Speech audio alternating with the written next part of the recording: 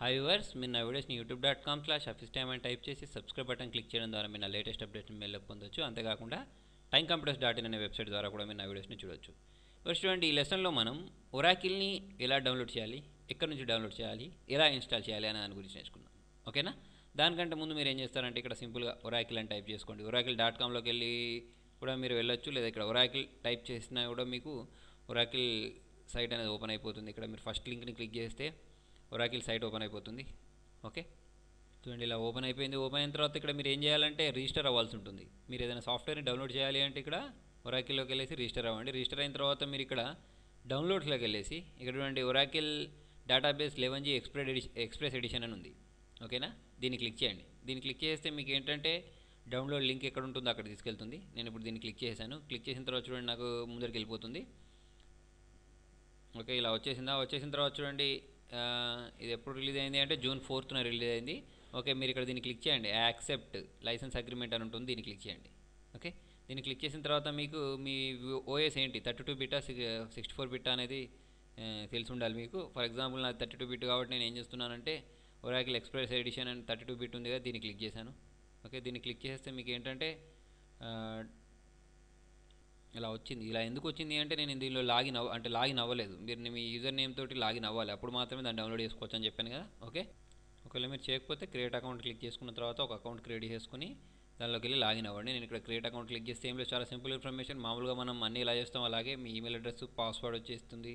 తర్వాత వచ్చేసి మీ country, first name, last name, job, work ఇవన్నీ చేసేయండి. ఇవన్నీ చేసి మీరు క్రియేట్ అకౌంట్ అని క్లిక్ చేసుకుంటే అప్పుడు మీరు డౌన్లోడ్లోకి వెళ్ళి డౌన్లోడ్ చేయండి. అప్పుడు అది మీకు డౌన్లోడ్ అయిపోతుంది. అది ఎట్లా అంటే మీకు డైరెక్ట్ జిప్ ఫైల్లో డౌన్లోడ్ అవుతుంది. దాన్ని అన్జిప్ చేయాల్సి ఉంటుంది. చూడండి ఎలా డౌన్లోడ్ వస్తుందో చూపిస్తాను.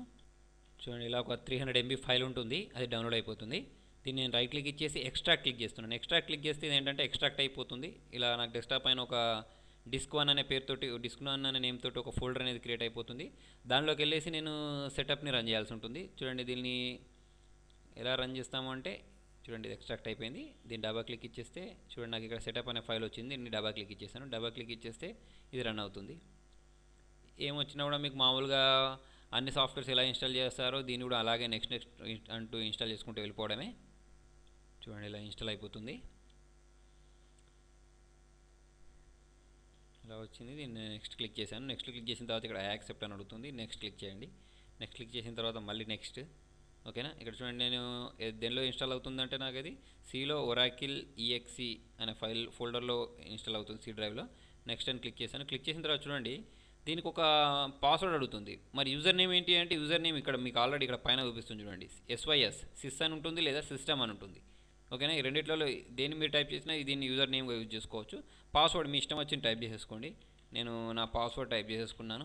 టైప్ చేసుకున్న తర్వాత ఇక్కడ నెక్స్ట్ని క్లిక్ చేయండి. నెక్స్ట్ని క్లిక్ చేసి మళ్ళీ ఇక్కడ ఇన్స్టాల్ని క్లిక్ చేసుకోండి. ఇన్స్టాల్ క్లిక్ చేస్తే మీకు ఇన్స్టాలేషన్ స్టార్ట్ అయిపోతుంది. చూడండి ఆల్మోస్ట్ కంప్లీట్ అవ్వడానికి వచ్చేసింది.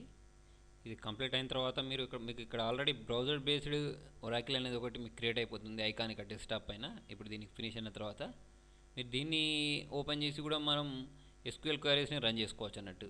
ఎక్కడ ఇది ఇప్పుడు నేను ఇక్కడ ఓపెన్ చేసి చూపిస్తాను. ఇది ఇన్స్టాల్ కంప్లీట్ అయిపోయిన తర్వాత ఆల్మోస్ట్ కంప్లీట్ అవ్వడానికి వచ్చింది. సరే చూడండి, ఇక్కడ కంప్లీట్ అయిపోయింది. ఫినిష్ క్లిక్ చేశాను. ఫినిష్ క్లిక్ చేసిన తర్వాత చూడండి నేను చెప్పానుగా బ్రౌజర్ బేస్ ఒరాకిల్ విండో ఉంటుందని. దీన్ని నేను క్లిక్ చేస్తే నాకు ఇది బ్రౌజర్లో ఓపెన్ అవుతుంది అన్నట్టు. ఓకేనా, చెప్పాను నేను ఇంతకుముందు దీనిలో కూడా మనం క్వైరీస్ చేసుకోవచ్చు, ఎగ్జిక్యూట్ చేయొచ్చు ఒరాకిల్ కమాండ్స్ని అన్నీ. చూడండి ఇది ఓపెన్ అవుతుంది.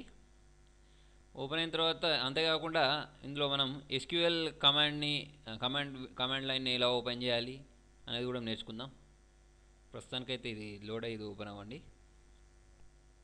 ఓపెన్ అయిన తర్వాత చూడండి ఇది లోడ్ అయిపోయి ఓపెన్ అయింది. ఓపెన్ అయిన తర్వాత చూడండి ఇక్కడ నేను స్టోరేజ్ని క్లిక్ చేస్తున్నాను.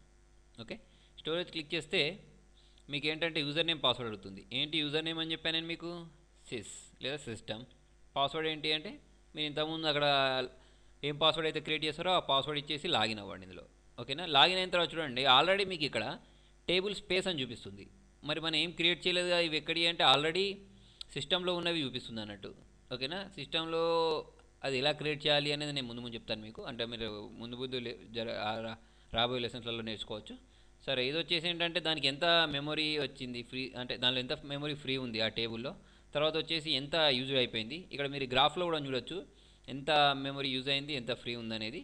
దానికి మొత్తం ఆ, ఎంత ఎంత మెమరీ అలొకేట్ చేశారు ఆ టేబుల్కి, అది మనం చేసేటప్పుడు మీకు అర్థమైపోతుంది. ప్రస్తుతానికైతే ఇలా ఒక టేబుల్ ఉంటుంది అనేది మాత్రం గుర్తుపెట్టుకోండి. ఓకేనా. తర్వాత వచ్చేసి ఇక్కడ మనం క్లిక్ చేసినట్టయితే సెషన్స్ ఉంటాయి, అప్లికేషన్ ఎక్స్ప్రెస్ అని ఉంది. అప్లికేషన్ ఎక్స్ప్రెస్ ఏంటంటే మనం దీన్నే కాకుండా ఎస్క్యూఎల్కి సంబంధించిన వాటిని కూడా మనం దీనిలో రన్ చేసుకోవచ్చు. కాకపోతే చూడండి, మనం ఎస్క్యూఎల్ని ఎలా ఓపెన్ చేయాలో నేను మీకు చూపిస్తాను. దానికోసం స్టార్ట్లోకి వెళ్ళేసి రన్లోకి వెళ్ళి ఇక్కడ మనకు ప్రోగ్రామ్స్ ఉంటాయి కదా, చూడండి ఎస్క్యూఎల్ కమాండ్ లైన్ ఉంది కదా, దీని రన్ ఎస్క్యూఎల్ కమాండ్ లైన్ని క్లిక్ చేయండి.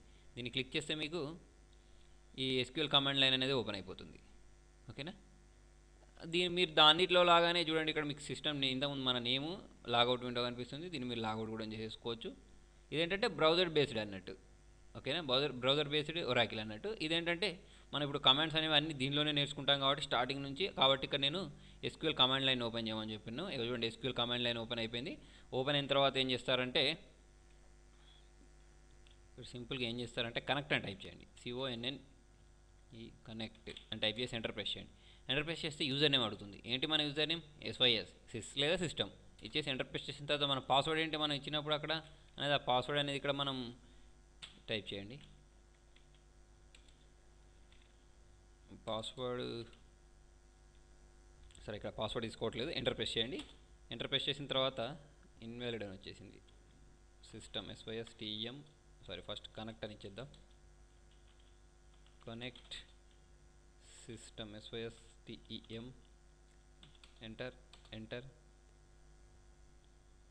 అయితే యాక్చువల్లీ నేను చేసిన చిన్న తప్పు ఏంటంటే ఇక్కడ సిస్టమ్ అని టైప్ చేయండి, నో ప్రాబ్లం. సిస్టమ్ అని టైప్ చేసిన తర్వాత కనెక్ట్ అని క్లిక్ చేయండి. ఫస్ట్ CONNECT అని ఇచ్చేసిన తర్వాత SYS TEM సిస్టమ్ అని ఇచ్చేసి ఎంటర్ ప్రెస్ చేసిన తర్వాత నేను ఇక్కడ పాస్వర్డ్ టైప్ చేస్తాను కానీ మీకు కనిపించదు.